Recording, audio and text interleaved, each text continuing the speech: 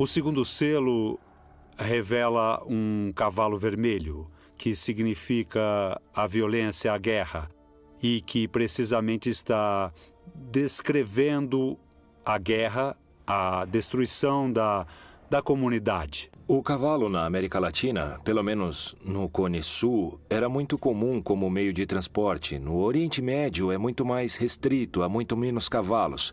Era um símbolo da realeza, de poder, da beleza, muitas vezes ligado também a forças negativas, forças poderosas que têm a ver, às vezes, com o orgulho divino frente à vontade de Deus. O Apocalipse fala de uma realidade permanente. A violência entre os humanos vem desde o Gênesis, desde o capítulo 3, quando Adão e Eva discutem quem foi o culpado.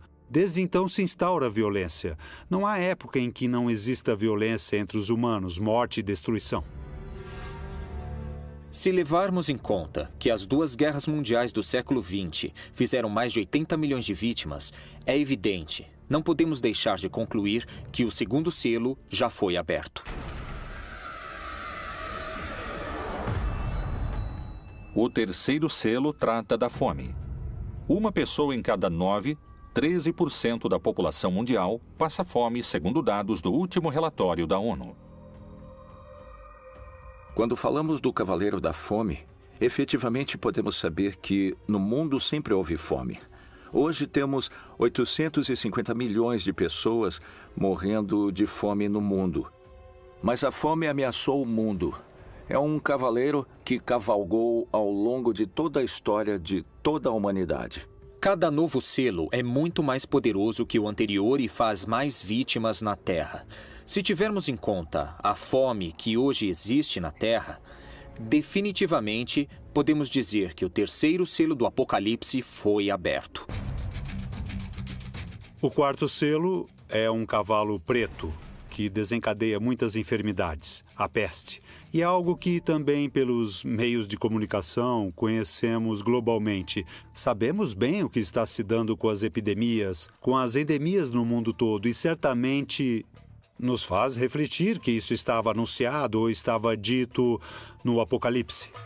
O quarto cavaleiro do Apocalipse representa as diferentes pandemias que aconteceram no mundo. Podemos também situá-lo ao longo desses 20 séculos, desde a peste antonina, do ano 160 depois de Cristo, até a época de Justiniano, em que houve outra pandemia importante. No século XII, houve a peste bubônica e no século XIV a peste negra. Como resultado, a população da Europa perdeu 1/4 de sua população. É muito interessante porque há uma parte do livro do Apocalipse que diz que 1/3 dos homens morreriam. Por estas 3 pragas foi morta a 1/3 parte dos homens.